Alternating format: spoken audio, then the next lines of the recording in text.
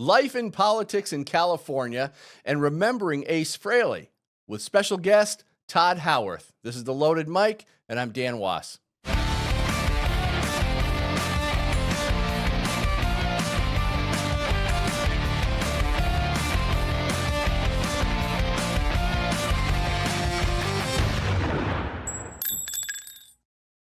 New York and California used to be the shining beacons of the American dream. You came to New York and California to make it.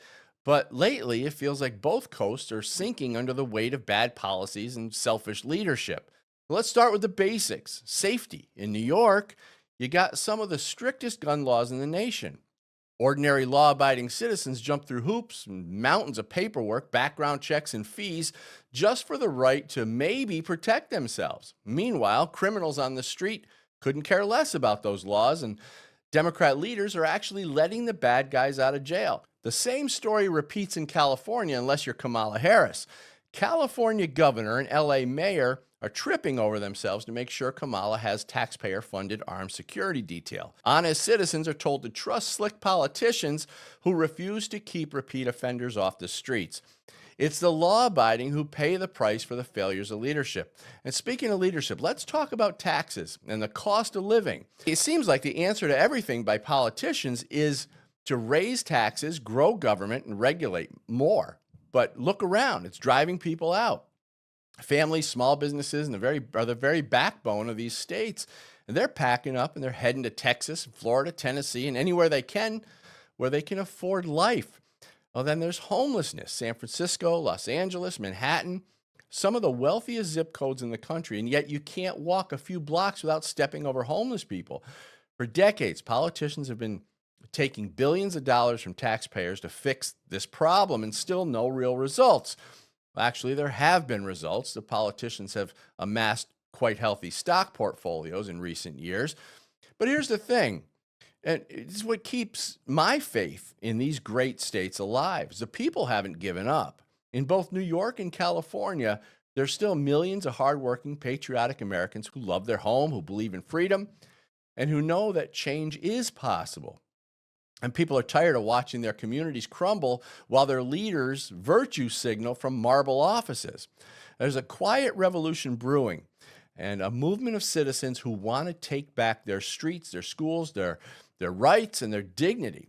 People are sick of the modern day politics and the twisted dreams of, bringing communism and radical Islam to the country that our founders fought so hard to create. But no matter how bad the policies get, the American spirit doesn't break that easily. Not in the Empire State and not in the Golden State. So here to talk about this and many other things, from San Diego, California, guitarist, keyboardist, and vocalist who's performed with Ted Nugent, Cheap Trick, Ace Frehley, 4x Fate, and many others, Mr. Todd Howarth. Hey, Dan, how you doing, buddy? Long time no see. Excellent. Yes, and so glad to have you on the show as always, Todd. There's so much to talk about.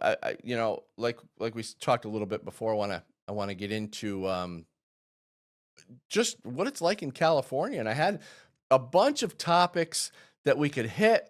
One of the things, I guess, first of all, despite the tyranny we sometimes see in your state, in my state of New York, California, and New York, you and I haven't left our states, so there must be some reason that we stay. And I could tell you my reasons, but I would really like to know the good and the bad. Why are you still in California? What keeps you there? And let's start there. Yeah, I get a lot of fans that ask me the very same thing. They're saying, why are you still here? I mean, why are you still there? Come to Florida, come to Texas. And I say, I would love to. Unfortunately, right now, I can't, because my family has, my father started a business on the very land the family owns now, back in the 60s. And so we've had this commercial real estate property near the San Diego Sports Arena since the middle 70s, I think, or not the middle 70s. And so we built it up to a very a beneficial and accommodating income for the family. And then in between all my tours of all the bands that I played with, I did physical labor on that very property. Yeah. Matter of fact, we store a lot of our toys on the property right now. Like we're doing a little staycation here in the motorhome in San Diego, and we keep this 45 footer on the property, along with some other stuff. But um, to answer your question, I'm staying here because my stepmom, my mom is still alive. Uh, at 93 years old, my father unfortunately just passed about 3 months ago, I'm sorry to hear that. and thank you very much. And so I'm taking care of everything now. It's triple my work duty, or at least my attention to details and work duty, and it's just amazing amount of responsibility and time that is now required of me, and I can't. The property has to be managed by me now, and it has been for quite some time anyhow, but completely now by me. I'm the patriarch of the Howard family at this point. But I have to take care of the property, and I can't do that from Florida or from Texas or wherever the wife apparently wants to go here. Uh, so I'm stuck here, but it's a good stick, I guess. And there's a lot of my friends say, they say if you can afford to stay in California, just stay there because we live real close to the beach. Uh, we're right. I mean, I'm looking right out San Diego Bay where we take our boat and play in the summer. We're 3 hours from the desert and sand dunes, 3 hours to the cabin in Big Bear, which we're in the process of selling right now. But the location and the weather is phenomenal. So if you can afford to stay here, try to stay here and see if you can help turn this state around. But boy, with the seemingly corrupt politicians here who redistricting and Oh yeah. stuffing ballots. It's just frustrating. It's like working your butt off in some project and have somebody else pull the rug out from under the foundation of that project you just worked on. So it's very annoying, and we go through this garbage daily. Yeah, exactly. And like I said, I'm in New York and I have my reasons. We have businesses, we have a lot of real estate here in New York as well. All right. And it's tough to just, as much as I'd like to sometimes, just pick up and leave. It's tough. However, there is a part of me that likes the fight. And for some reason, I Mhm. don't know, but Yeah. when I see politicians trying to take away the things that me and my family work so hard for, and my friends, Right. and that really just kind of pisses me off even more. So Yeah. in some strange way, I like to fight, but at a certain point, yeah, who knows what I might just at some point might just say, hey, forget it. But the good thing, and here's what I wanted to compare your state of California with my state of New York. I think we both have horrible politics. I don't think either Uh-huh. one is any better. And I I feel fortunate that at this point we have someone running for governor of New York State named Elise Stefanik.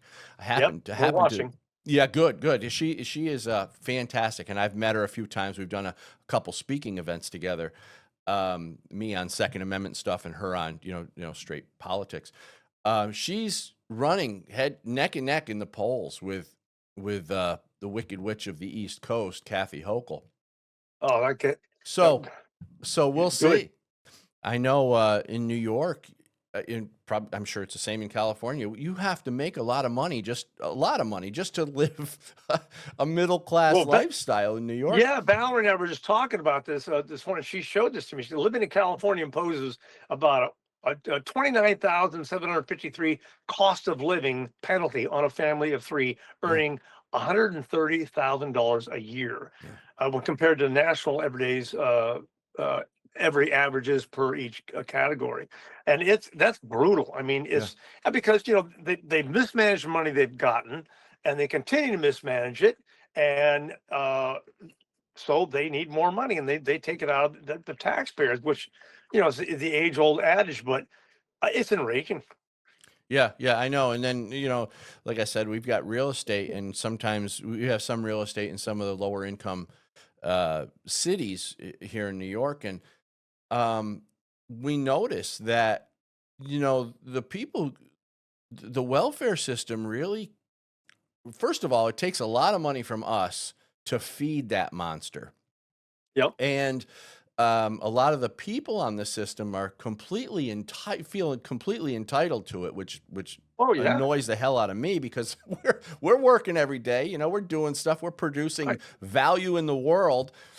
Right. Um, and it's just, and then, you know, but what happens is that welfare system keeps people dependent because, you Yes. know, now we're talking about what, three to four generations already of welfare.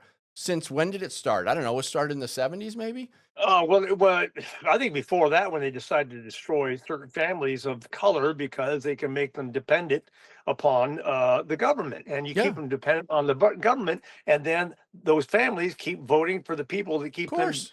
to supply them with the crumbs, and that's what they do. I mean, in California, that's why in was it in 2020, just before the election, when they put the bookend in there, Biden, um, they started confiscating or renting hotels around here in San Diego so they could process all the illegals. And it Mm, was and I watched it. I had a conversation with a couple of the. I said, "What's happening over here? None of your business." It sure as hell is my business. yeah. I'm part of the Midway Planning Board here locally because we own property. I want to know what's happening here. Well, you got to talk to the head office. I'm going to. So I talked to them, and they had about 3 or 4 facilities just right in my area where they were processing illegals to come in. Now I'm part Mexican. You know, I'm part Castilian Spanish. I don't have a problem with immigrants coming in here. I have a problem with them letting in illegals so they can facilitate the crumbs to keep them on the dole so they will illegally vote. There's no voter ID here in California. Ugh, Now, when I go to buy my firearms, I you've got to run the gamut on buying a firearm. It's unbelievable what you got to prove in California. yeah. And then for a CCW, the same thing, which I have, as you well know. But to vote, you just walk in, fill something out, get a ballot, and vote. That's BS. That Unbelievable. should not happen because they know they have to keep the illegals and the undesirables in there and dependent so they can keep their power going. Yeah. What they don't realize that eventually they run out of the money, other people's money to supply these people with their dependency, so they have to raise it. It's just raise taxes, and it's a vicious circle. And like I said, I'm tired of our taxes going up every year uh, to pay. You know, theoretically, 50% or 50%, and then our expenses of my work to pay for somebody who does 100% of nothing. That No. just enrages the piss out of I me. I'm I mean, I'm right there with you, man. It really yeah, aggravates the hell out of me too. And uh, you know, and plus then we pay sales tax, we pay yeah, property tax, we pay our income tax, we pay into yeah. the unemployment system, we pay into Uh-huh. the social security, you know, all this stuff. I mean, To death. it's constant. That's why I say you got to make a lot of money.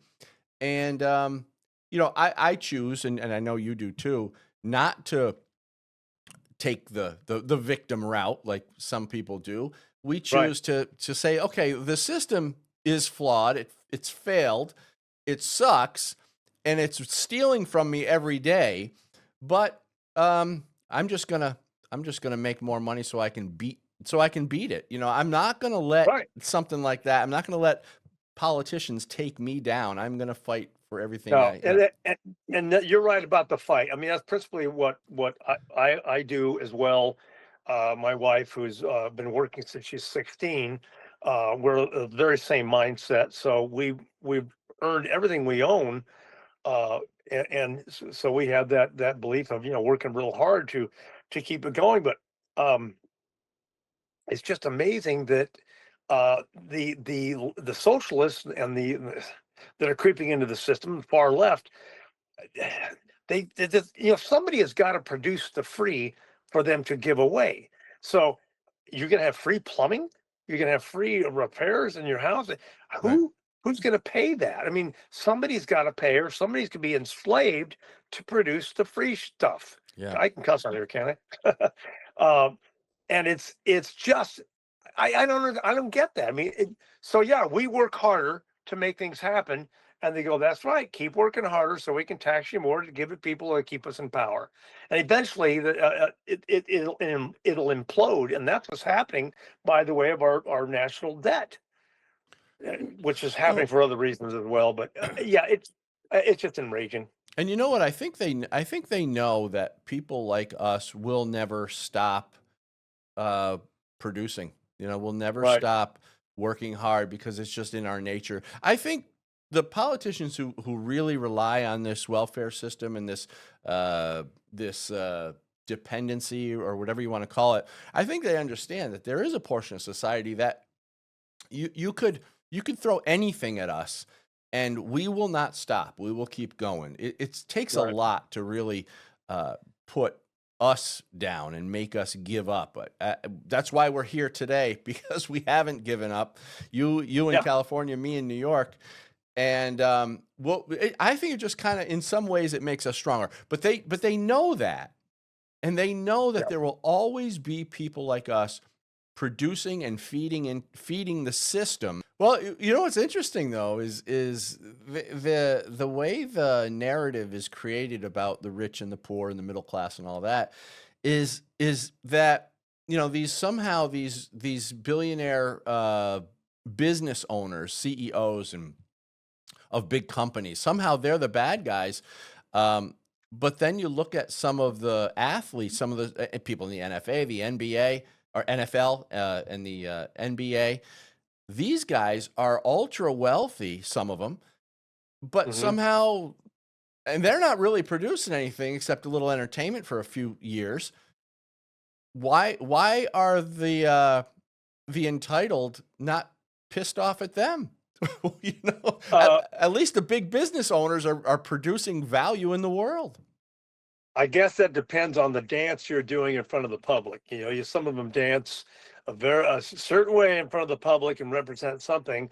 I think they've been told, look, if you do this, you get that. We'll provide this. Yeah. Taylor Swift is a good example, I imagine. I mean, very talented woman for what she does, and I can't, take her away from that. She's brilliant, but they get in a position where they're told, you do this, and this will happen for you. Yeah. But if you don't do this, very little of that will happen for you.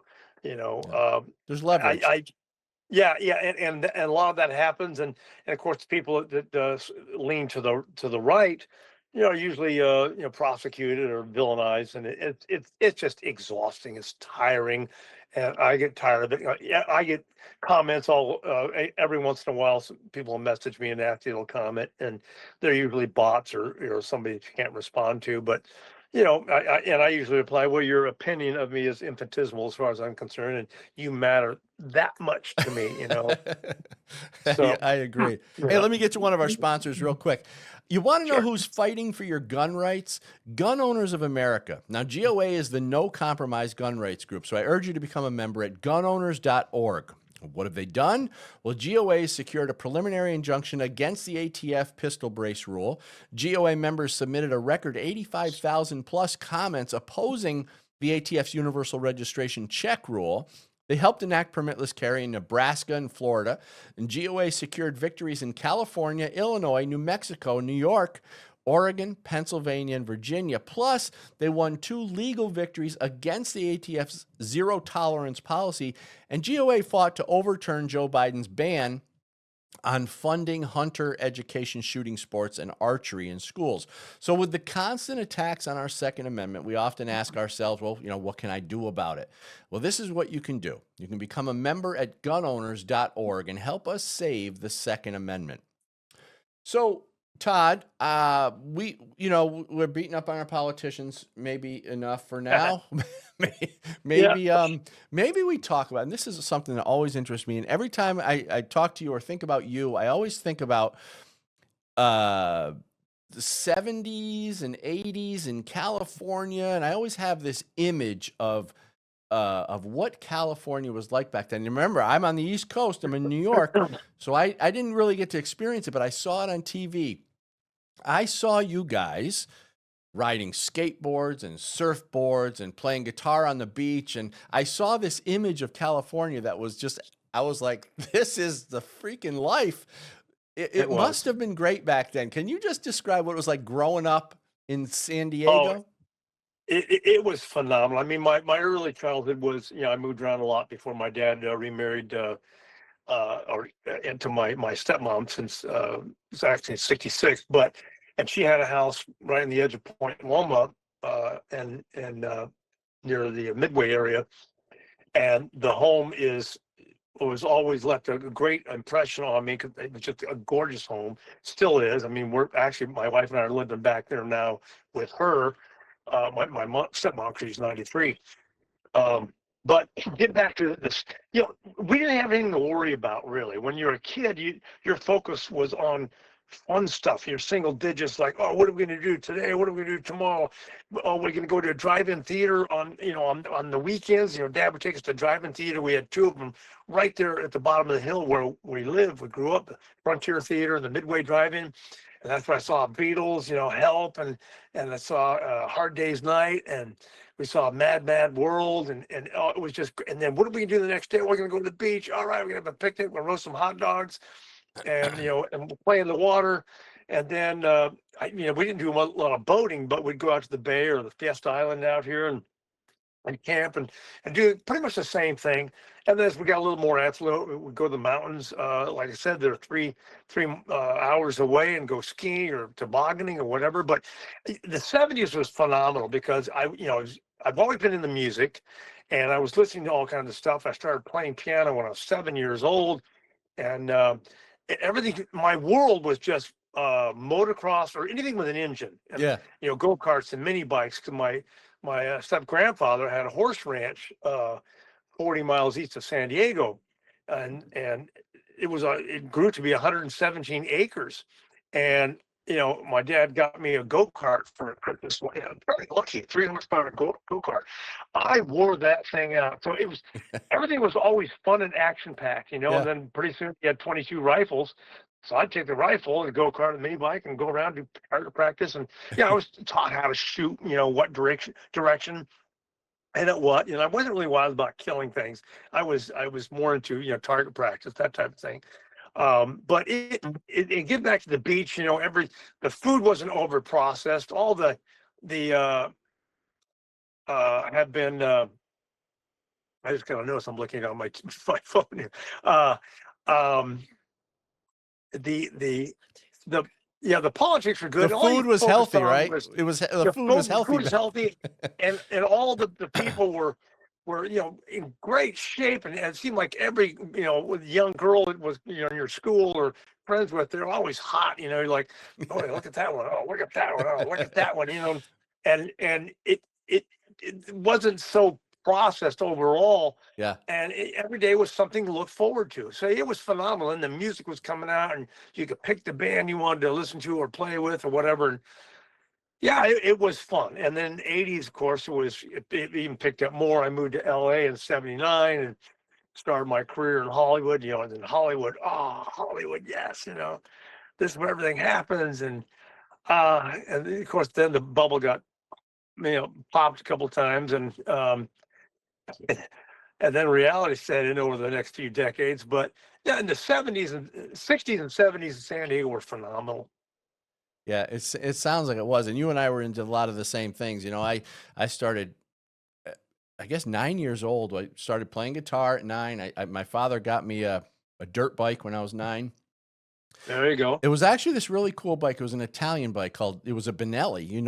I'm sure you know of Yeah, Benelli. This was yeah. an old Benelli, and I don't have it now. I'm going to put a picture up and post of it. It was this little 65cc Benelli Enduro. It was a little Enduro Yeah, bike, and yeah. it was the greatest freaking thing. Oh man! Oh, yeah. And so I drove that thing to death, and Mhm, but that was great. But you guys had the beach. We didn't have that stuff. We'd have keg parties in the woods. mhm. That was kind of our thing, because we had a lot of woods and streams and things like that.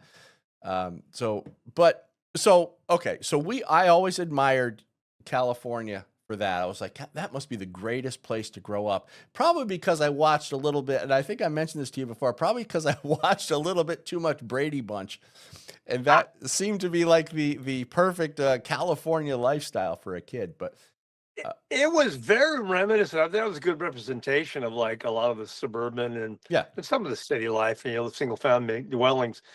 Yeah, it really was. I mean, there was just sunshine and you could be outside in the bay and fireworks and bicycles. I mean, I used to ride my bicycle to the beach. I had a couple girlfriends who lived right on the beach, right out there to see them before I had my driver's license. Yeah, it was phenomenal. It was very close representation of what you saw back in the East Coast. So I want to get into the 80s. I want to get into Sunset Strip, LA, Hollywood, and all that stuff. But I want to see how much time we got left. What are we looking at, Danny? We can go to break. Okay, so we're gonna take a short break. And Todd, I want to when we come back, I want to get into that whole 80s hair band, Oh, Hollywood strip, man, all that stuff. I want to talk about that. So we're gonna go quick sure. break right here. It's only take us a minute. We'll be right back.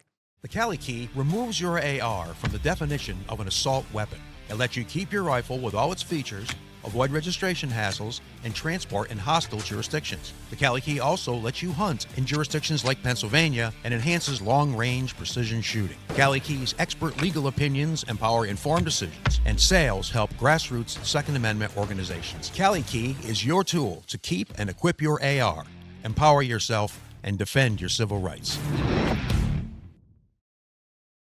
Our founding fathers saw them coming over 200 years away. That's why they wrote the Second Amendment. Join us in the fight to preserve your gun rights and stop unconstitutional gun control. Gun Owners of America is the country's only no-compromise gun rights organization. Not only do we inform and educate, but we bring the fight to court and win. Your God-given right to keep and bear arms is our top priority. Become a member today and help us take back America. Join us at gunowners.org. All right, so we're back with Todd Howarth. So Todd, kind of, you told us a little bit about what it was like growing up in California in the '70s. To me, that would be the dream childhood. From what I could see, again, from New York, from coming from New York and watching stuff on TV, because I had never been there. I hadn't been to California until 1992. That was the very first time I went. And I was there because I was promoting my band. That was already after the whole the hair band metal scene had kind of died off. So I was really fascinated with that Hollywood strip, Sunset Boulevard hair band scene. That's where I come from, and I know you do too because you actually were there playing. I was just coming up, but tell me more about that. Like, what happens? How was that experience for you?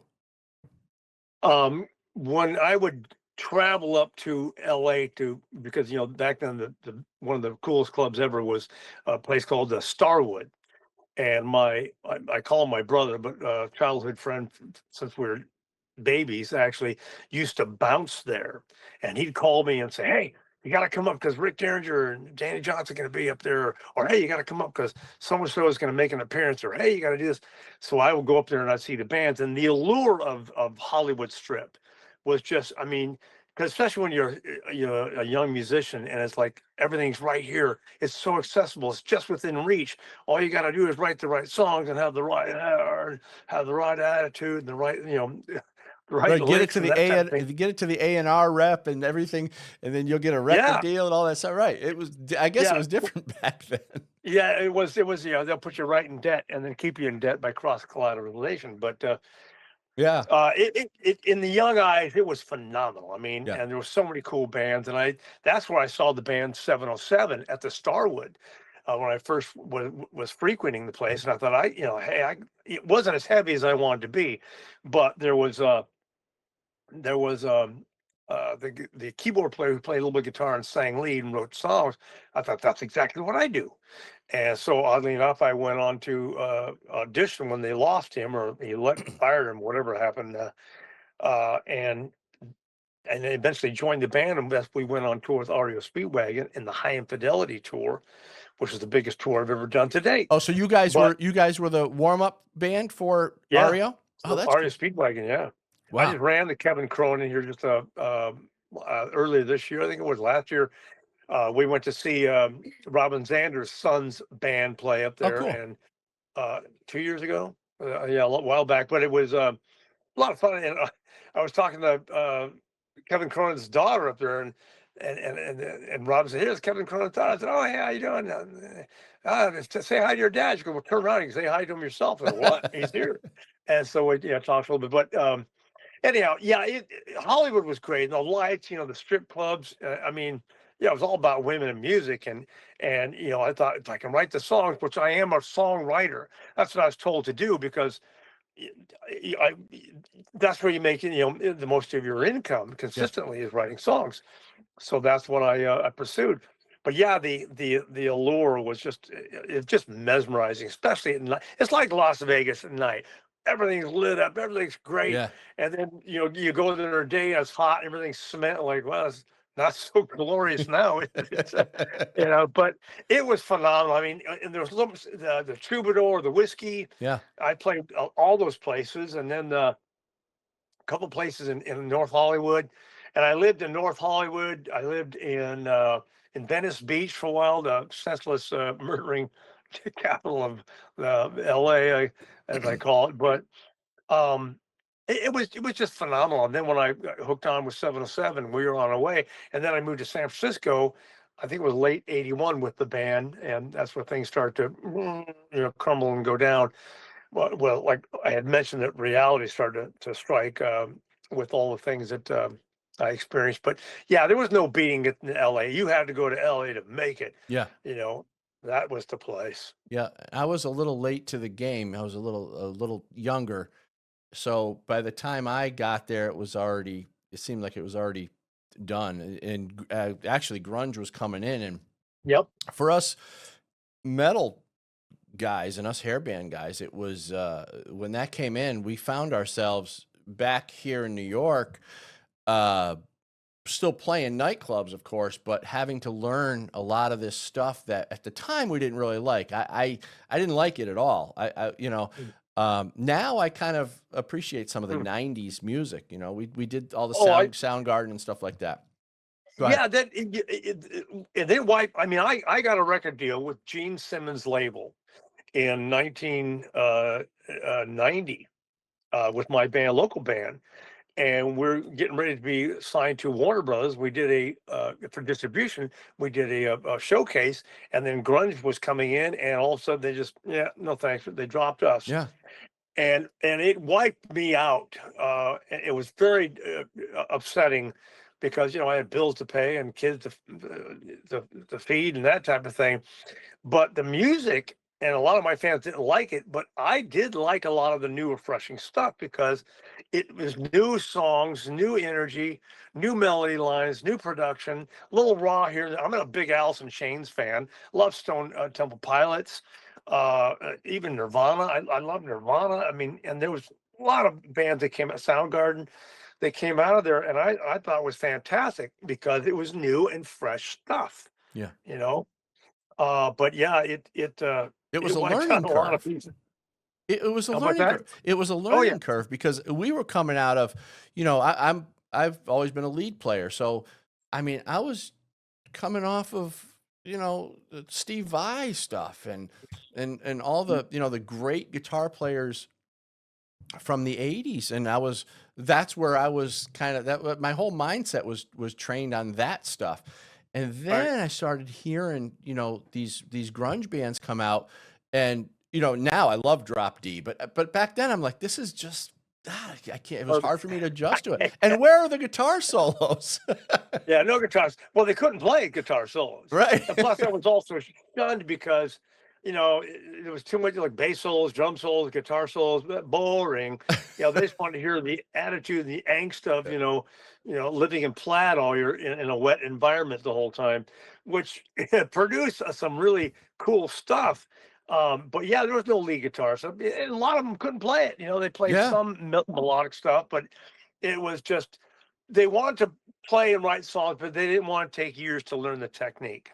And that's the difference between the '80s guys. The '80s guitar players, I mean, by the time you got to '80s hairband stuff, the guitars were so tuned in. I mean, Mm, and now these guys, it was about classical scales. It was about yeah, modes and right. stuff.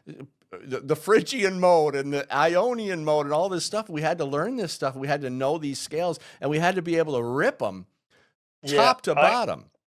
I never got it. I can play leads, but everything, all my leads are melodies. Everything's melody and construction and against the tonic and the bass and the orchestrations. I was never a ripping lead player because I never aspired to be. But yeah, there were guys out there that were just smoking, Yeah. unbelievable. One of my friends that played in one of my local bands, Jeffrey Marshall, phenomenal. And there was another guy named Lee who just smoked. Unbelievable players, Yeah. And there's local players here that are really good and tasteful.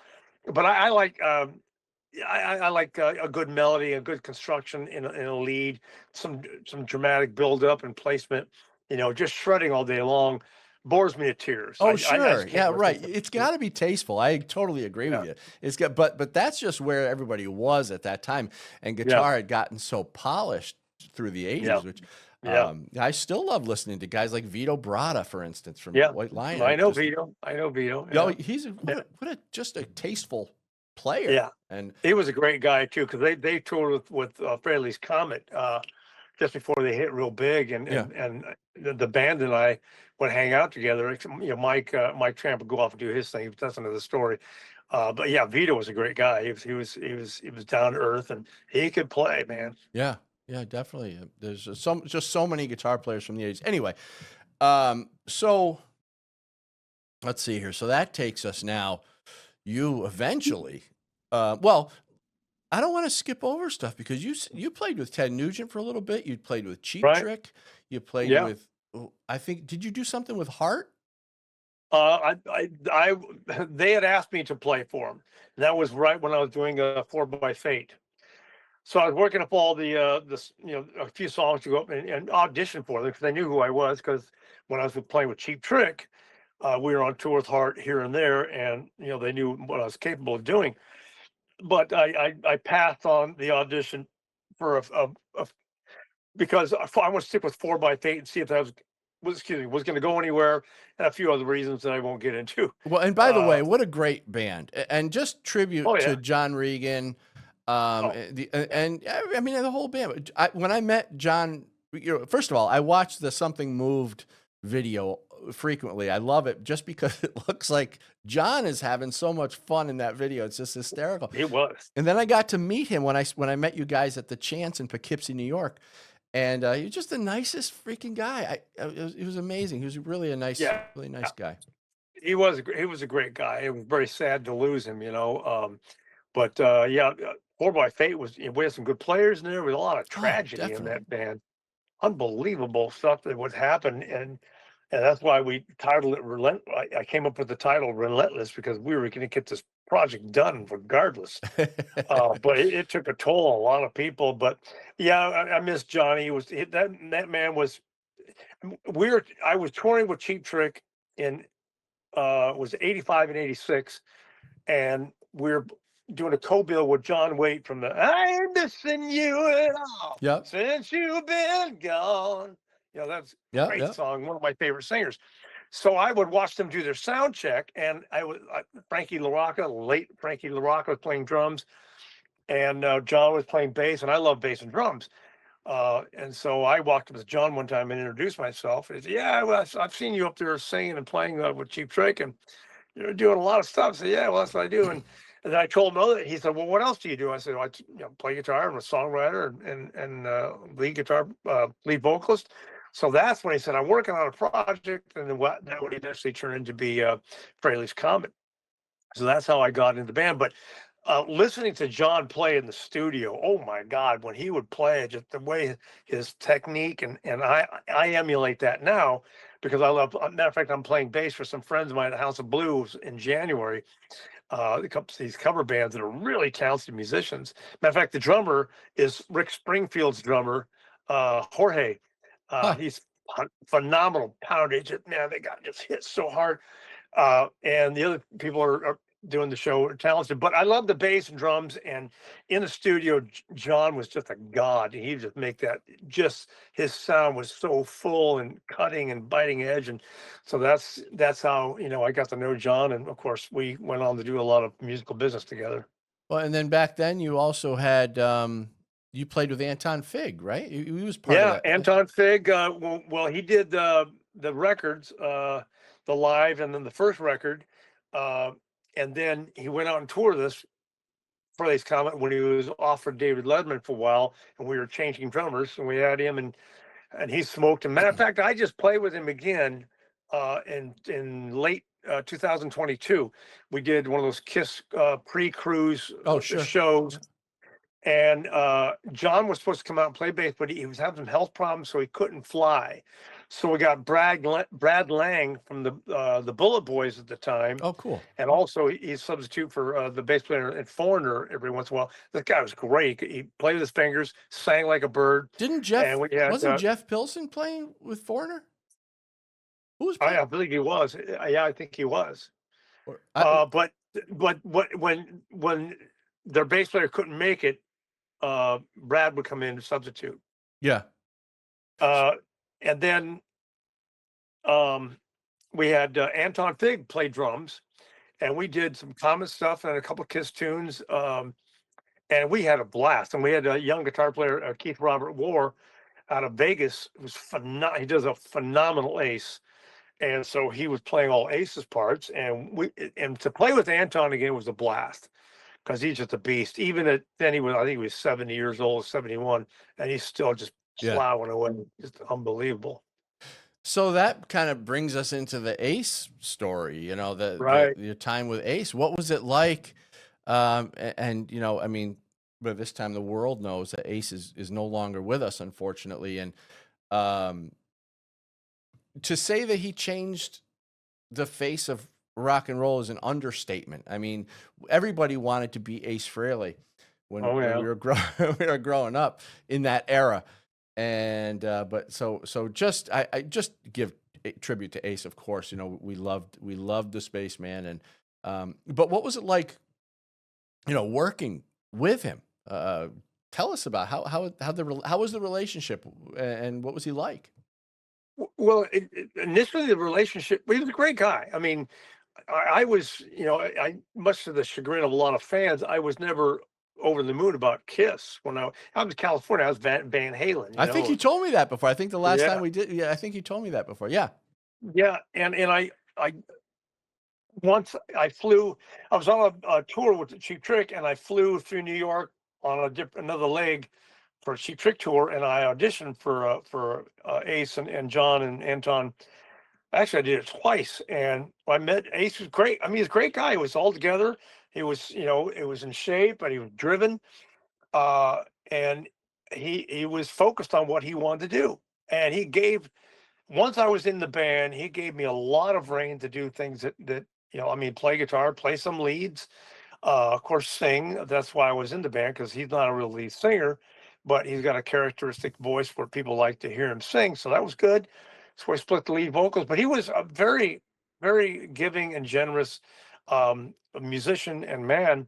I've never been starstruck by anybody. So, you know, because once I started playing with him, and I knew a lot of big people when I first moved to LA, and I knew better. Like, oh, you're just a person, you know, that has some, you know, great talent, and you've made it. You've been lucky, or by all your hard work, you've been successful. So I was never, oh, you know, maybe I would have done that with Paul McCartney. You weren't a fanboy, in other words, right? Never, you know.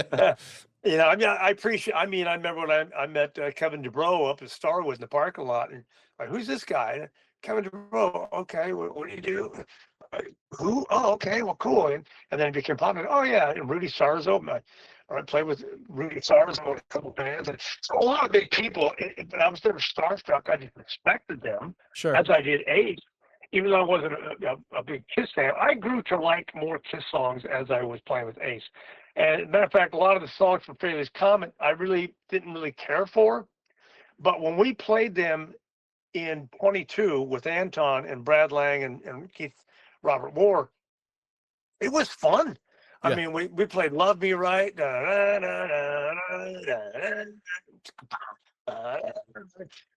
we were having fun. I thought this is a fun song to play, And so I started to appreciate and understand the allure again, and the respect for not only the Kiss songs and Ace songs, but the Kiss fans. I mean, those fans are, they're pit bulls. They'll hold on forever, Oh and yeah. you know. Yep. And I newfound respect even way back when for them, and thank God. I mean, since Ace has passed away, I've got a lot of friends requests on Facebook from a lot of fans that I've yet to respond to all of them. I'm trying to get through them, but it's pretty spectacular. You know what the thing is with Kiss, and I think it happened for a short period of time, and I happen to probably fall into that age range. When they started becoming,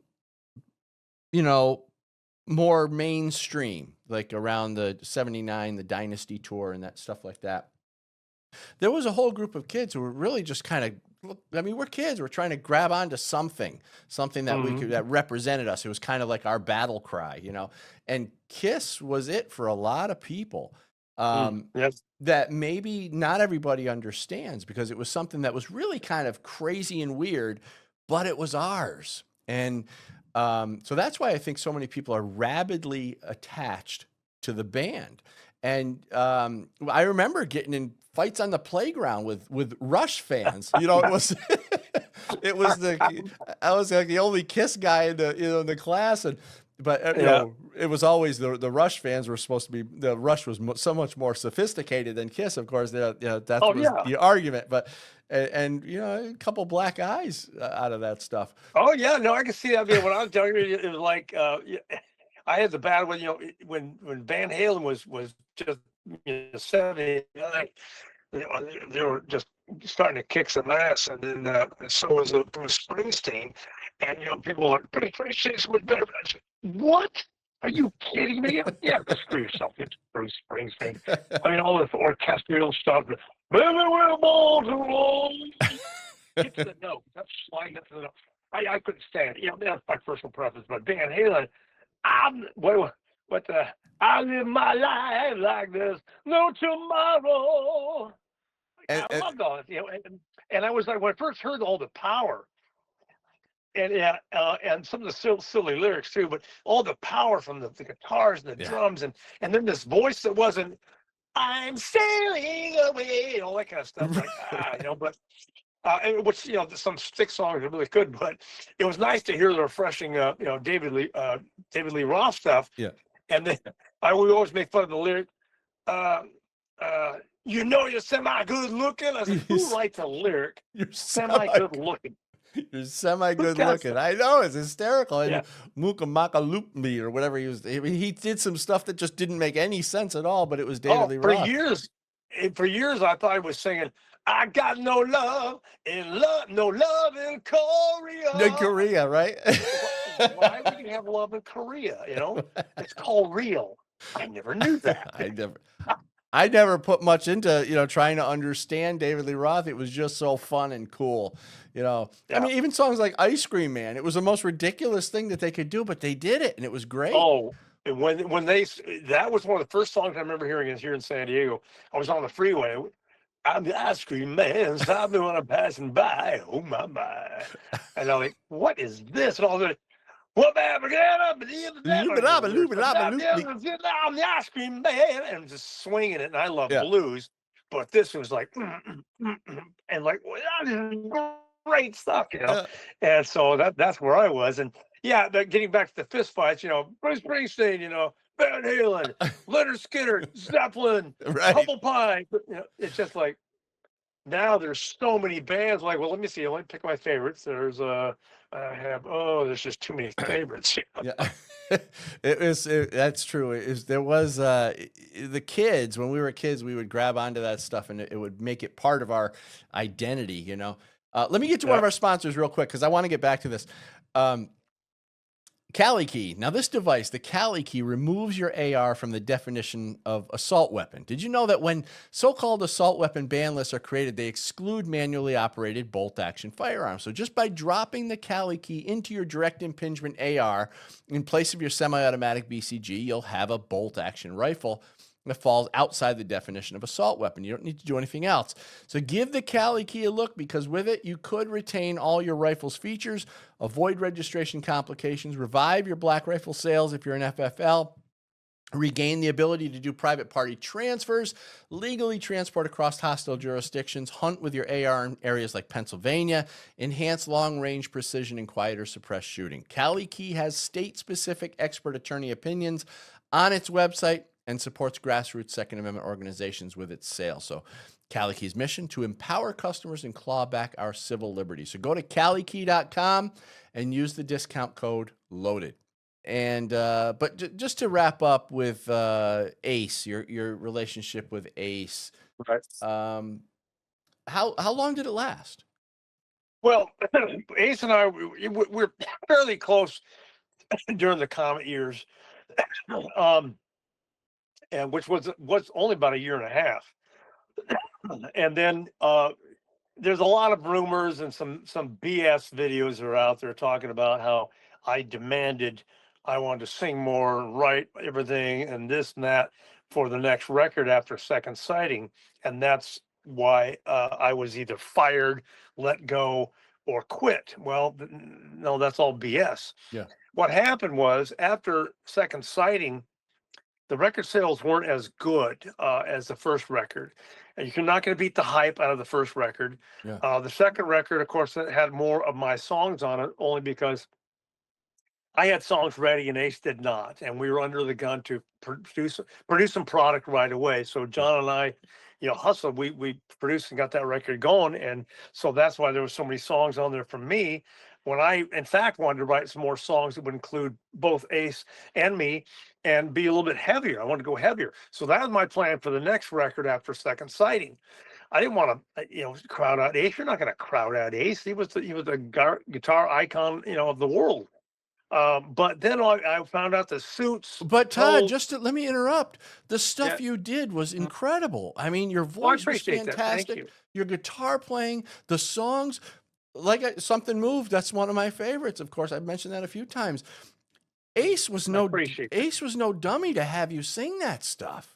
I mean, you really brought a new light to that band that other Ace Frehley lineups I don't think did.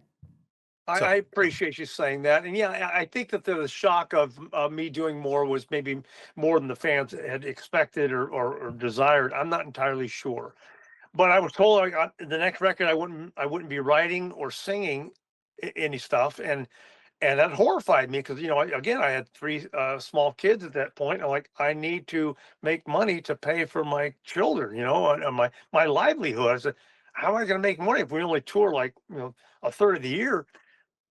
Merchandising income, which we usually put back into the tour. So I told Ace, I said, I'm gonna have to leave. I can't make any income this way. And he told me, so I really I don't want you to leave.